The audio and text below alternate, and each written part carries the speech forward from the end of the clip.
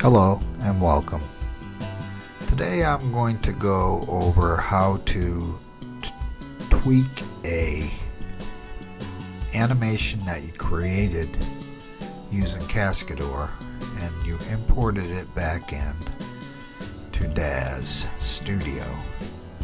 Now, a lot of times when you import an animation in, you're going to find things that you might not be too happy with that would be a lot easier to adjust in Daz Studio because a number of things can be adjusted, including hands, feet, pose, facial expressions, certain aspects of the pose that you can't do in Cascadeur.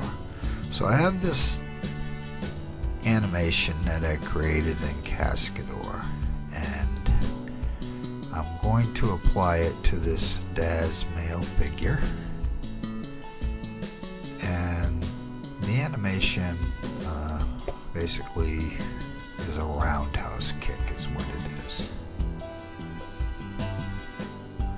Okay, so you can see. Now, when you're going through an animation, you just use the cursor on the timeline and just kind of take little aspects of it. Just examine things like the hands. In this case, what I'm going to deal with is the hands. See how the thumb kind of, that's minor. You won't notice that in the animation itself. So I'm going to deal with the hands here, and what I'm going to do is show you how you can actually reset the animation on parts of a figure without affecting the rest of the animation on the other parts of the figure.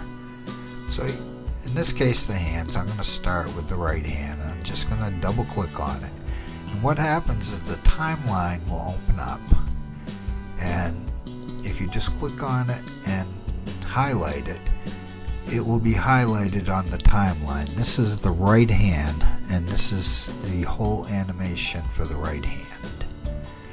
So you can actually delete that whole thing, and I'll show you. You just hold down your left button, and you just, the same way you would select a lot of things in a lot of different applications, just drag it over around the whole animation on the timeline, and it will highlight, turn yellow.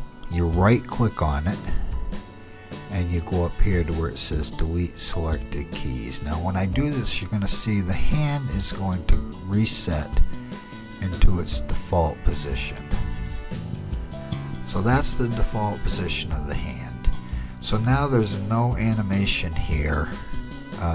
If you run the animation, the hand itself will just stay in that one pose. It won't react to anything because it doesn't have anything to react to as far as changes in the actual pose of the hand.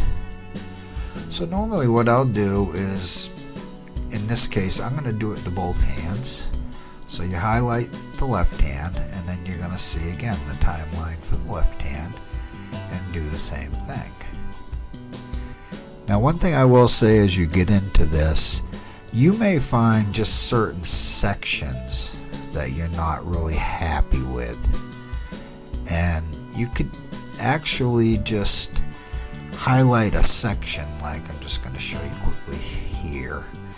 Say if I didn't like this area in the animation, I could highlight that and I could delete it, and everything from this point, where you deleted it, it will stay at that same pose from this last point until it hits another area where there's a change in the pose. But in between, if you put your timeline cursor in that area, then you can pose the figure and it will react to what you put in there. This is a good way to go in and just edit individual parts without affecting the whole pose.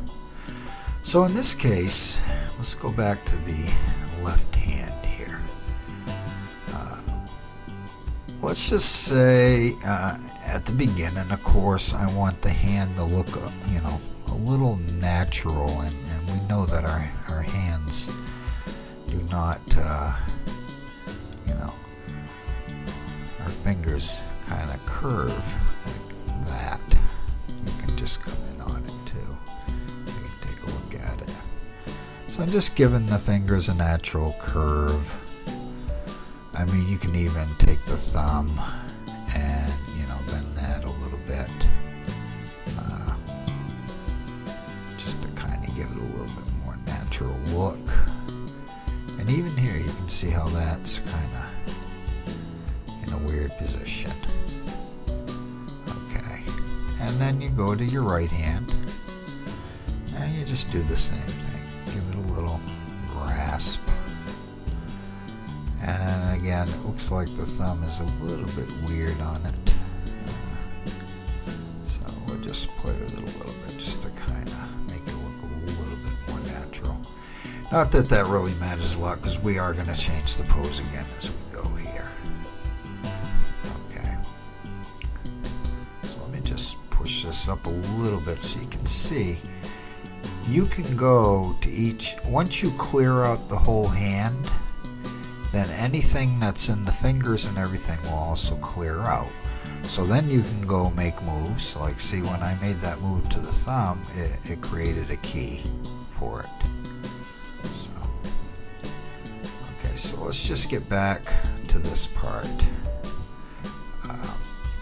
So we've changed the position of the hands. Okay.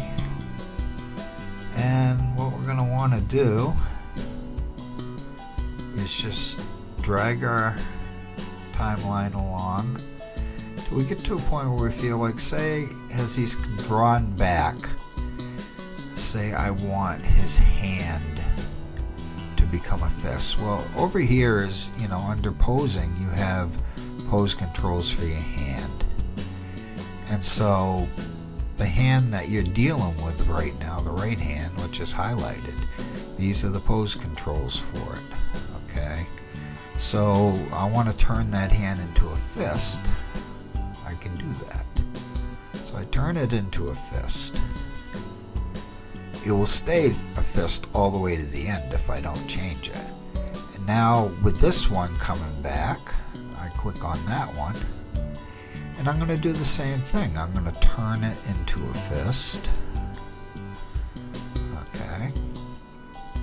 Then we're going to go through, see what else happens here. And now he's going to start his kicking motion. So you probably are going to take the fist off somewhat, like that. And then you can go to the other hand and maybe just go a couple of frames to make it look more kind of realistic. And then we're going to take this fist off like that. And then he'll do the roundhouse and go back. So what you've done here is you have just done a little tweaking to the animation to make it look more realistic. And I find it easier if I'm working with the Daz figure to do it in Daz. After I do the main parts of the animation in Cascadeur and I import it in, then I can tweak things. If I wanted to change facial expression, I could do the same thing. I could go to the head, you got expressions, you can make the guy look angry or whatever. Let's just change his face, and that's what's going to happen. Now for the whole thing. See, with the head, there hasn't been anything done to the facial expression, so it will stay the same.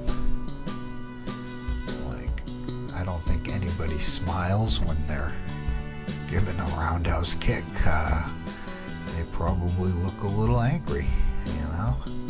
And so we got a little anger on his face, as you can see, and it kind of makes it more realistic looking, in my opinion anyway.